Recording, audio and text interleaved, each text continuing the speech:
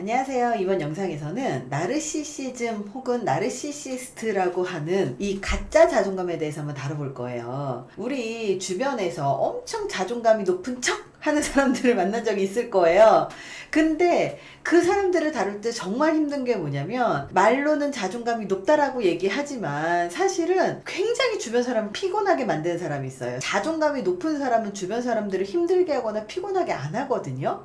근데 자존감이라고 포장한 나르시시즘은 사실 주변 사람들이 굉장히 많이 지칩니다. 그래서 우리가 자존감 높은 사람을 만나야 돼요 라고 이야기를 하지만, 어쩌면 우리가 만나고 있는 사람들 중에 자존감이 아니라 나르시시스트를 만난 적이 있을 거란 생각을 합니다. 그래서 이번 영상에서는 이 나르시시즘과 나르시시스트, 그리고 이런 사람들을 만나게 되면 어떻게 구분할 수 있는가에 대해서 이야기를 한번 해볼 겁니다. 일단 나르시시즘 먼저 알아봐야 될 건데요. 자기애사 성격장애라고 이야기를 합니다. 자기 자신에게 애착을 하는 말, 즉 정신분석학 용어예요. 그래서 자기애라고 번역을 합니다. 이게 어떻게 생겼냐면, 물에 비친 자신의 모습에 반해 자기와 같은 이름에 꽂힌 나르키소스, 즉 수선화가 된 그리스 신화의 미소년인 나르키소스와 연관지어서 독일의 정신과 의사인 네케가 1899년도에 만든 말입니다. 자기의 육체를 이성의 존재를 보듯이 하고 스스로 애무함으로써 쾌감을 느끼는 것을 말하는데요.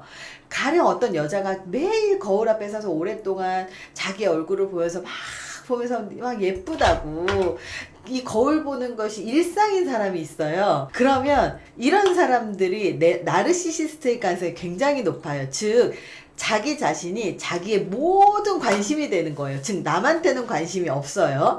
근데 나르시시스의 핵심은 뭐냐면, 모든 것의 중심이 나여야 되고 다른 사람도 나를 중심으로 존재한다라는 거죠. 자존감은 내가 중요한 건 맞지만 다른 사람도 있다라는 걸 잊지 않는데, 나르시시스트는 나만 세상에 존재한다라는 거죠. 보통 나르시시스트는 자신이 남들보다 잘나거나 잘하는 점이 있으면 극도로 자기에 대한 과시와 자긍심이 넘쳐나고요.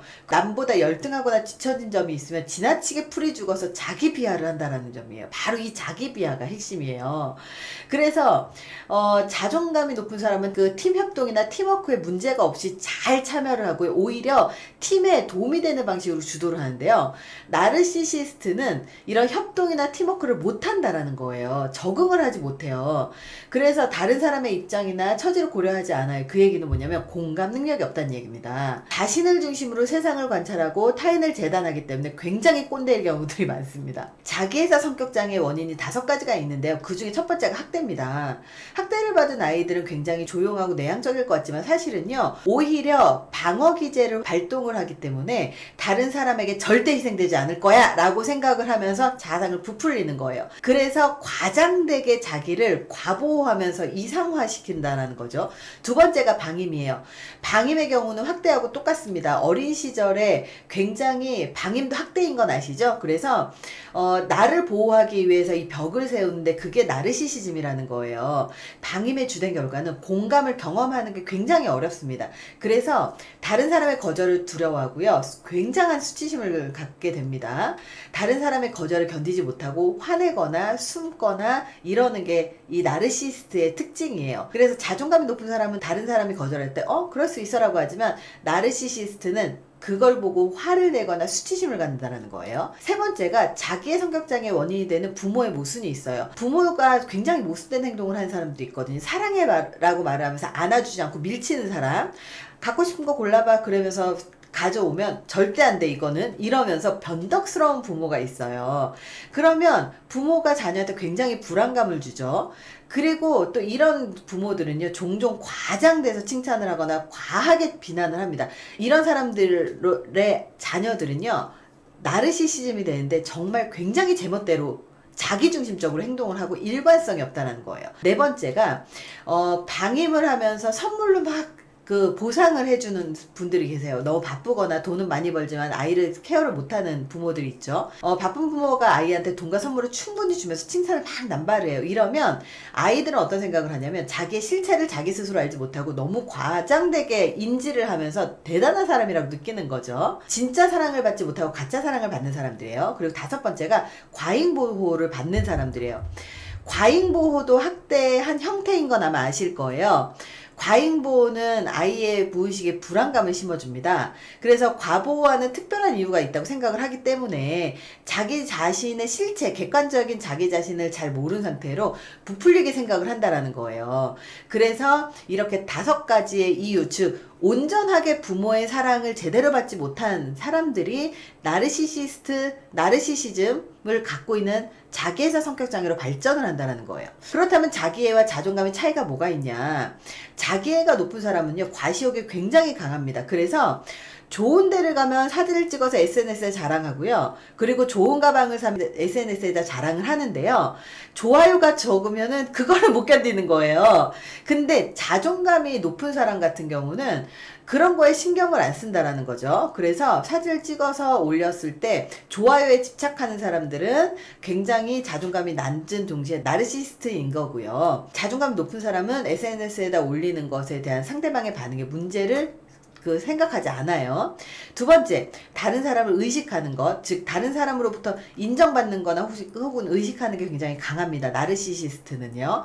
길 가다가 친구가 넘어지잖아요. 그러면 친구 중에 이런 애들이 있어요. 쪽팔려 저리 가. 나이 먹고도 이렇게 얘기를 한다면 이거는 자기애사 성격장애가 있다라는 거예요. 왜냐면 이런 것도 있어요. 나르시시스트는 친구가 옷을 못 입고 나왔어요. 그러면 넌 나하고 다닐 자격이 없어 라고 하면서 왕따를 시키는 경우. 본래 우월감과 열등감은 같은 말이라고 제가 여러 번 말씀드렸을 거예요. 다른 사람을 왕따시키는 사람은 자기한테 열등감이 강하기 때문에 부풀렸기 때문에 그것을 다른 사람한테 투사를 하는 거거든요. 그래서 이 열등감이 높은 경우는 자존감을 부풀리는데, 물론 모든 열등감이 나쁘다는 건 아니에요. 적절한 열등감은 자기 이상적인 상황에 도달하는 데 도움이 됩니다. 모든 결핍은 자기를 성장시킨다라고 하는 게 아니라 어느 정도의 결핍은 자기를 성장시키는 데 도움이 됩니다. 근데 이 결핍을 채우지 못할 정도의 차이가 너무 많이 나는 사람들은 자기 스스로 노력해서 채우는 게 아니라 그냥 부풀려서 말 그대로 포장을 잘한다라는 거죠. 그래서 오히려 적절한 자기애는 괜찮아요. 적절하게 자기를 좋아하고 사랑하는 건 자존감이 될 수 있지만 모든 것을 무시하고 내가 그 정도의 능력도 되지 않고 그리고 다른 사람을 왕따시키고 자기가 그걸 내면 견딜 수 있는 힘이 없는데 열등감을 감추려고 오히려 부풀리는 행위들이 다 나르시시즘이라고 보시면 될 것 같아요. 자존감이 높은 사람은요, 인정 욕구가 상대적으로 낮아요. 그래서 충분히 자기 자신이 가치 있는 사람이기 때문에 지금 다른 사람들로부터 인정을 받지 못하더라도 자기 스스로 그걸 견딜 수 있는 힘이 있어요. 예를 들어서 이거예요. 학벌에 열등감이 있는 사람은 학벌을 평가 지표로 여깁니다. 그래서 학벌을 좋은 사람들은 진짜 대단하시네요 이러지만 학벌 낮은 사람은 너 그거밖에 못 나왔어, 너 진짜 대단하네, 이렇게 무시하는 거죠. 근데 학벌에 열등감이 없는 사람은 학벌로 사람을 판단하지 않는다라는 거예요. 돈에 열등감이 있는 사람은 돈으로 상대방을 판단하지만 돈에 열등감이 없는 사람들은 돈을 중심으로 생각하지 않는다라는 거예요. 나르시시스트가 정말로 자존감을 높이는 방법은요, 자존감을 진짜 높이고 인정 욕구를 줄어들이면 이런 자기애가 좀 더 약해집니다. 자존감을 높일 수 있는 방법 중에 가장 첫 번째가 뭐냐면 자기의 부족함을 인정하고 나를 있는 그대로 수용하는 거예요. 세상에 나보다 더 낫고 덜 나은 사람이 없어. 모든 인간은 불완전하고 그리고 사람마다 판단 기준이 다르다라는 걸 인정하는 거예요. 그래서 예전이나 지금이나 내가 학벌이 좋든 안 좋든 경력이 좋든 안 좋든 돈을 많이 벌든 안 벌든 예전이나 지금이나 언제나 소중하다는 사실을 기억하시고 이 다른 게 아니라 나 있는 그 자체를 바라볼 수 있는 것이 가장 중요합니다. 그리고 2번째는 왜 나는 그렇게 인정을 갈구하게 됐는가, 왜 그렇게 남들의 평가가 중요하게 됐는가, 왜 그런 무의식이 형성됐는가를 한번 살펴보는 건데요. 저 같은 경우도 사실은 제가 막 글을 쓰거나 무언가 몰입하면서 그런 생각을 할 때가 있어요.